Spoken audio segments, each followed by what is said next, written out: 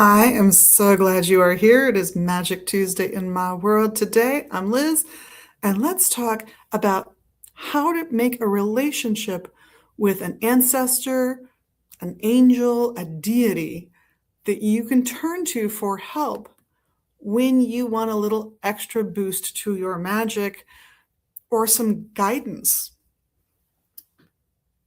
This is inspired today by Stephanie Rosebird's 365 Days of Hoodoo. This is really a fabulous resource if you have not picked it up and you're interested in this topic at all. And by the way, I don't mean interested in hoodoo, I mean interested in magic. Hoodoo is this wonderful amalgam of these divergent influences that came together in one place. And quite frankly, if you were poor in that place, you did some of this. That simple. And so for today, I'm going to tell you right now, I'm looking at number 81 out of 365, Blessed Mother, Altar and Rite. That's my example for you for how you might go about starting to set up that relationship where you can ask for advice and petition for aid from an entity outside of your immediate power, outside of your own willpower. She recommends for speaking with that motherly figure. And for her, that's Mary, by the way. It doesn't have to be for you, but it happens to be for her. And doing a tech check there, she recommends setting up a space, an altar, a shelf, something where you can drape a pink fabric over the surface. So this is my example of a pink fabric.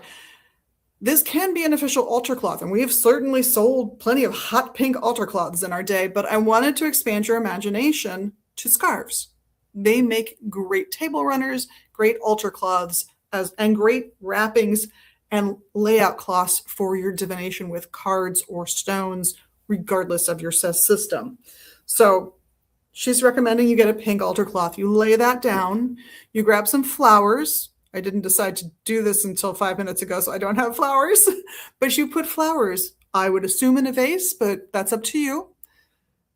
And you bring a candle. Now I think she recommended blue or white. I happen to grab a white votive. She says pillar. I say use what you got. Which, by the way, she often does in her book too. She's very practical. Really like her writing. Grab yourself a candle holder for it, of course, because we're not trying to start any fires. You can layer in color magic by the color you choose because it could be representative or associated with that deity or that ancestor in your mind. Same goes true for the candle holder. You're going to put them together. You're going to light that candle with the idea that you're going to dedicate yourself to this practice for either 3 days or 9 days.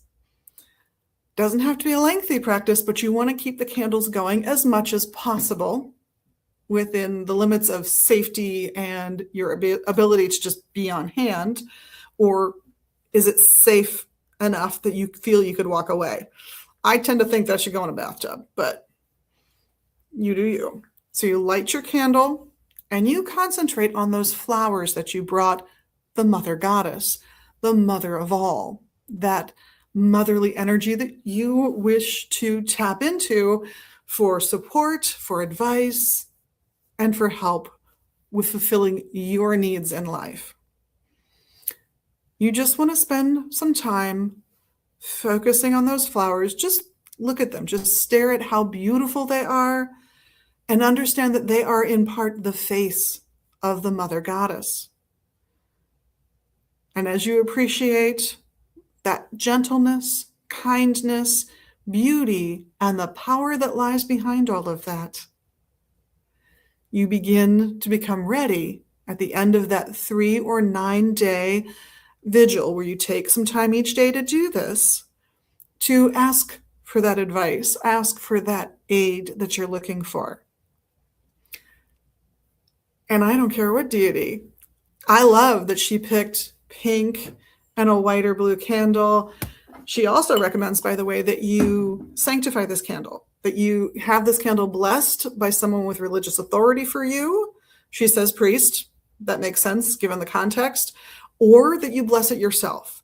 I'm going to tell you, as somebody who's been a priestess for a very long time, I'm not going to bless it for you. I want you to bless it for yourself. I want you to take the power you have and use it effectively.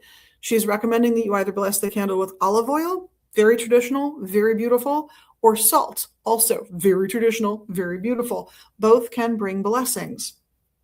So light your candle, set it on your altar cloth with your vase of flowers, and spend minutes, I mean at least 5 minutes, meditating on the beauty of what you have assembled and gathered before you and how it represents that motherly energy.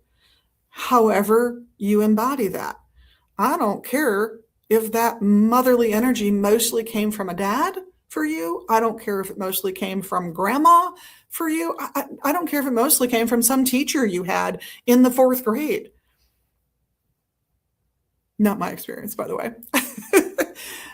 Grab those images and include them in your own worship, because that's part of how you think of what the mothering, universal mothering energy is. And when you've established that relationship at the end of 3 or 9 days, make your request and then keep your eyes and ears open for a response, for action on your part. And be ready to say thank you and move forward with that new advantage, that new piece of advice, that new blessing. I hope this gives you something to consider. In the meantime, I and the rest of the crew here at Magus Books and Herbs, we all thank you for being your amazing magical you. And of course, we're doing the little magical things you can do here in social media land. Thank you all for the likes and the subscribes and the comments. We love them. I like to go back through and read comments later as well, because this will get reposted on several formats.